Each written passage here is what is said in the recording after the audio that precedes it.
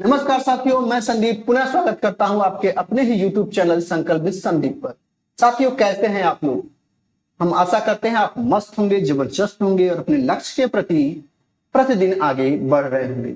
साथियों, हिंदी सीरीज के शिक्षण के इस सीरीज में आज हम लोग भाषा प्रयोगशाला विधि को देखेंगे, जहां से प्रायः प्रश्न आपसे पूछ लिया जाता है।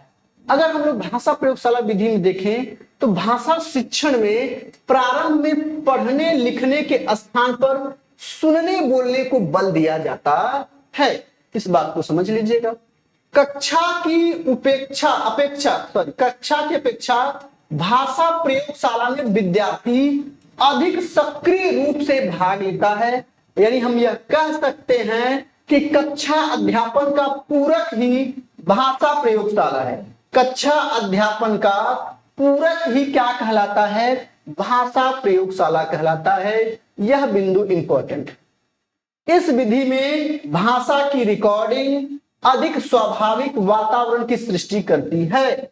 इस विधि में प्रारंभ में पढ़ने लिखने के स्थान पर सुनने बोलने पर बल दिया जाता है। ये भी ध्यान रखिएगा कि इस विधि में भाषा की रिकॉर्डिंग अधिक स्वाभाविक वातावरण की सृष्टि करती है। इस विधि में प्रारंभ में पढ़ने लिखने के स्थान पर सुनने बोलने पर भी बल दिया जाता है। चलिए आइए आगे देखते हैं। आगे क्या कह रहा है कि भाषा में तीव्रता से गति आती है ना, सभी पक्षों पर समान बल दिया जाना चाहिए। प्रोफेसर एडविन पैकर के अनुसार इन्होंने क्या कहा कि भाषा प्रयोगशाला वैद्युतिकी साज सज्जा से युक्त एक शिक्षण कक्ष होता है, जिसका उपयोग भाषा में समूह शिक्षण के लिए किया जाता है। ये तो प्रोफेसर एडविन पैकर के अनुसार। बात करें कि इस विधि में विद्यार्थी अपने ही माइक से अपनी ही आवाज को ईयरफोन या कर्ण यंत्र की सहायता से उसे सुनता है, समझता है कि उसने कहां गलत बोला या कहां सही हुआ, कहां नहीं हुआ, इसको ध्यान देता है। भाषा प्रयोगशाला विधि की उपयोगिता की अगर हम बात करें तो भाषा प्रयोगशाला वह स्थान है जहां कक्षा में पढ़ाई गई पाठ्य सामग्री का अभ्यास कराया जाता है। इस विधि में प्रबलन प्राप्त होता है और बच्चे में आत्मविश्वास की दृढ़ता होती है, यानी आत्मविश्वास इसमें बढ़ता है। कक्षा में दोहराने में जो समय लगता है उसकी बचत होती है, बच्चे को अलग से चूंकि आपको कराया जाता है। विद्यार्थी अपनी गति से अभ्यास इसमें कर सकता है, जितना तेजी से पढ़ ले कर ले, उसको खूब समय मिलता है स्वयं से भाषा सीखने का, करने का।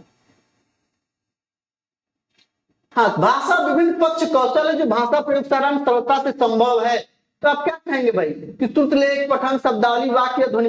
ये देखिए प्रश्न है, ये बिल्कुल यहाँ प्रश्न है कि भाषा विभिन्न पक्ष कौशल है जो भाषा प्रयोगशाला में सरलता से क्या होगा, ठीक है, सुन के पढ़ने, शब्दावली, वाक्य, ध्वनि भेद। तो यहाँ ध्वनि भेद ही होगा, इस बात को समझ लीजिएगा। वो अपने ही ध्वनि को सुनता है, ठीक है। तो यहाँ इसमें क्वेश्चन है, क्वेश्चन बहुत ज्यादा इंपॉर्टेंट इसमें क्वेश्चन नहीं है, इसको ध्यान दीजिएगा, ठीक है। तो ये बिल्कुल छोटा सा सेशन था। हम आशा करते हैं कि आपको पसंद आया होगा और आपको इससे परीक्षा में बेनिफिट भी मिलेगा, ठीक है साथियों। अगर आप लोग चैनल पर नए हैं तो सब्सक्राइब कर लें, शेयर करें, लाइक करें और अपने सुझाव भी हमें जरूर प्रेषित करें। मिलते हैं फिर। जय हिंद।